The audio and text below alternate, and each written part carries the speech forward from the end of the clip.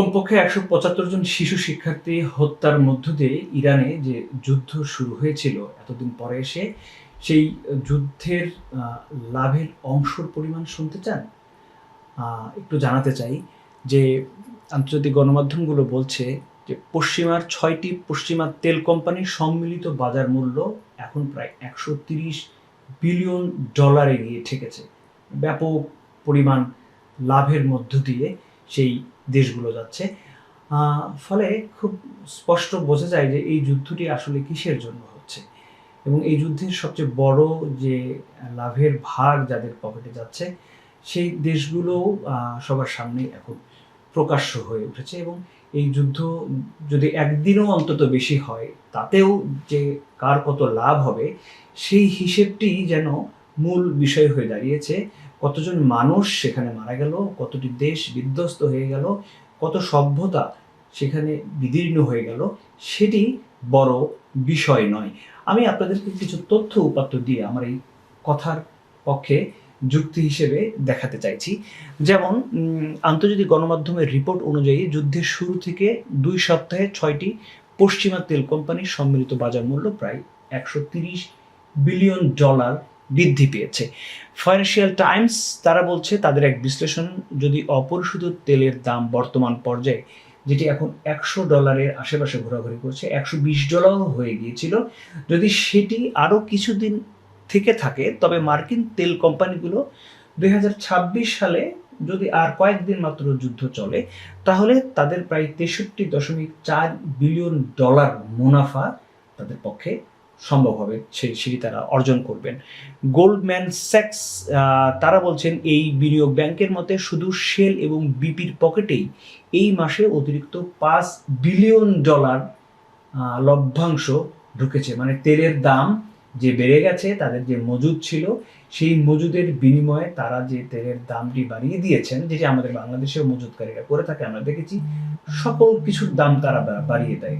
হ্যাঁ, অনেক মজুদ আছে তারপরও তারা দাম বাড়িয়ে দেয় এবং বিবেকহীনভাবে দাম বাড়ানোর একটি প্রচেষ্টা আমরা দেখি আমাদের দেশগুলোতে। কখনো কখনো আলুর দাম, কখনো কখনো পেঁয়াজের দাম, কখনো কাঁচামরিচের দাম। এই যে আমাদের দেশের এই যে উন্নয়নশীল দেশগুলোর যারা মাঝখানে যারা দালাল শ্রেণীর মানুষ, যারা তেলের দাম বাড়িয়ে দেয়, যারা লবণের দাম বাড়িয়ে দেয়, যারা আলুর দাম বাড়িয়ে দেয়, যারা পেঁয়াজের দাম বাড়িয়ে দেয় এবং কাঁচামরিচের দাম পর্যন্ত আমরা দেখেছি কোথায় যায় থাকে। তো এটি কিন্তু সারা বিশ্বব্যাপী চলে। এই যে তেলের কারণে হরমুজ প্রণালী, এই যুদ্ধের কারণে হরমুজ প্রণালী এখন প্রায় বন্ধ এবং এই কারণে মজুদকারীরা যারা তেলের মজুদদার তারা কি পরিমাণ লাভ করছে সেটি আমি বলছি। এই যুদ্ধের আরেকজন বড় লাভবান অংশীদার রয়েছে, যেটি আল জাজিরা এবং বিবিসি কিছুদিন আগে জানিয়েছিল যে এই যুদ্ধের সবচেয়ে বড় লাভ হচ্ছে রাশিয়ার এবং সেই লাভের পরিমাণ প্রতিদিন $১৩০ মিলিয়ন। কারণটা কি? তাদের যে বিপুল পরিমাণ তেল, সেই তেল যুক্তরাষ্ট্রের কারণে নানানভাবে তারা বাণিজ্য করতে পারছিল না এবং যুক্তরাষ্ট্র কিছুদিন আগে সেটি উঠিয়ে নিয়েছে। দুই দেশের সম্পর্ক, যুক্তরাষ্ট্র এবং রাশিয়ার সম্পর্কগুলো যদি আপনারা দেখেন, খুবই অবাক করার বিষয়, উঠিয়ে দিয়েছে এবং তার ফলে রাশিয়ার এখন প্রতিদিন $১৩০ মিলিয়ন লাভ হচ্ছে। ফলে রাশিয়ার জন্য একটি অপ্রত্যাশিত একটি সুবিধাভোগী অবস্থার মধ্যে দিয়ে রাশিয়া চলে গেছে। তার বিপরীতে যদি আমরা দেখি মধ্যপ্রাচ্যের যে দেশগুলো, যাদের মূল শক্তির উৎস হচ্ছে তেল, তারা কি অবস্থায় রয়েছে?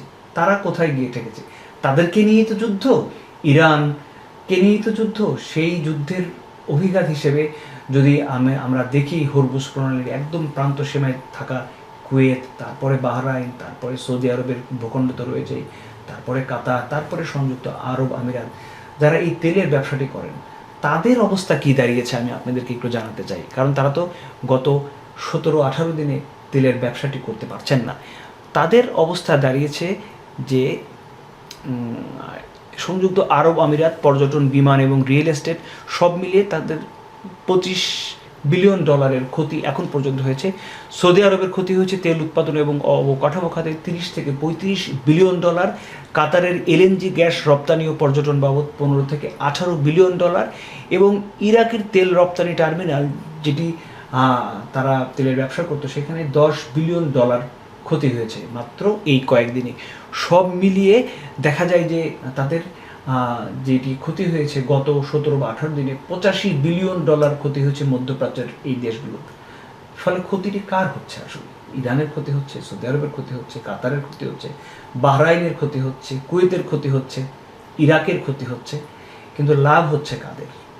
ফলে এই যুদ্ধ আসলে কি কারণে চলছে, এই যুদ্ধর পরিধি কতদূর বাড়ানো হবে, কবে এই যুদ্ধ শেষ হয়ে যাবে, হয়তো সব কিছুই খুবই পূর্ব নির্ধারিতভাবে এগিয়ে চলেছে।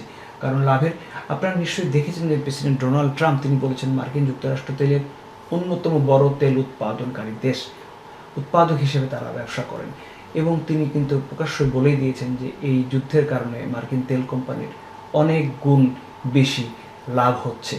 ফলে এই যুদ্ধের লাভ ক্ষতির হিসেব, এই যুদ্ধে মানুষের মৃত্যুর হিসেব, এই যুদ্ধে সভ্যতার বিনাশের হিসেব হয়তো একদিন করা হবে, কিন্তু তার আগে অনেক বেশি ক্ষতি হয়ে চলেছে।